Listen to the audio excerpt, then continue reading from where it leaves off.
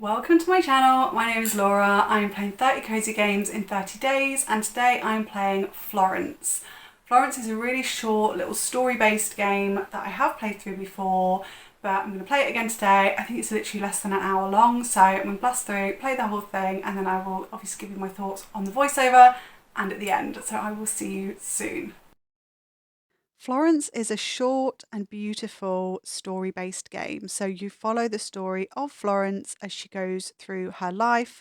We follow quite a little bit of her early life when she was a child in the earlier part of the game, but mainly we're focusing on Florence now as she is a 25-year-old woman who has found herself in a bit of a humdrum life. She doesn't enjoy her job particularly. She doesn't have any particular hobbies apart from kind of scrolling social media. And I think that's something that probably a lot of people can identify with.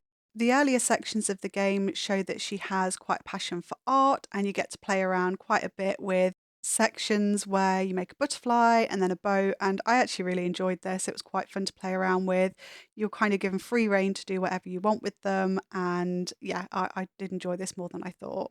But each section had its own mechanic and they were all very intuitive. It was very clear what you were supposed to do. There were also quite a few sections where you would just scroll down to follow the story in this sort of comic book style. I really like the mix of the passive sections and the bits that you are able to interact with. What we're doing here, moving the clock round to show the passage of time. Again, it's all very clever and intuitive to show you what's happening and in a subtle way. And I think that's something that happens over and over again in Florence as you play through the interactive sections of the game. The music in Florence is just absolutely incredible. It's heavy on the strings, but it's just so touching. The ebbs and flows as there's happiness and sadness throughout the game is just perfectly done. And the source of all that music is a man called Krish, who Florence meets throughout the game. Now, storyline, I don't want to get into too much detail of the storyline because the game is so short. It would honestly, I think, be spoilers if I said almost anything. But Florence is walking along one day when her phone battery dies and she hears some music that entices her and she meets a man called Krish. Now they do fall in love and end up moving in together, which has kind of an unpacking section of the game almost included within it. But as I say, I don't want to go too much into the storyline. There are ups and downs.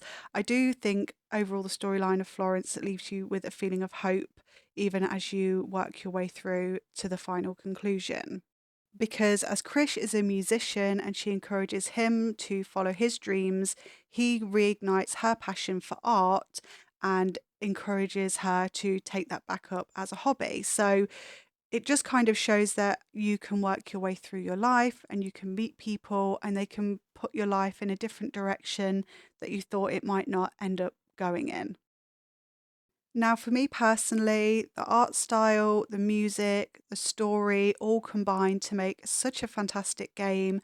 It's very short, very, very short, but it is something that I played through this game a couple of years ago and replaying it through again for this challenge just reminded me how much I loved it, to be honest. Sections like this, where you're on your first date with this man and you are finding it difficult to kind of put your words together, there's a lot of puzzle pieces and it's difficult for you to put together what you want to say to a new person. But as she works her way through her relationship with Krish, the words become much easier. There's just two pieces. It's very simple and quick to talk to him. At a point where they have an argument, the puzzle pieces are spiky and sharp. And I think that's just all very clever and it all adds together to make a really wonderful experience with this game. Price wise, for the length, obviously we are at quite a bit at £5 for such a short experience. But I would say that Florence very regularly goes on sale, at least on Switch. And I think I picked it up for £1.79. So it does drop quite a lot very, very frequently. So I would recommend popping Florence on your wish list, waiting for a sale, picking it up then.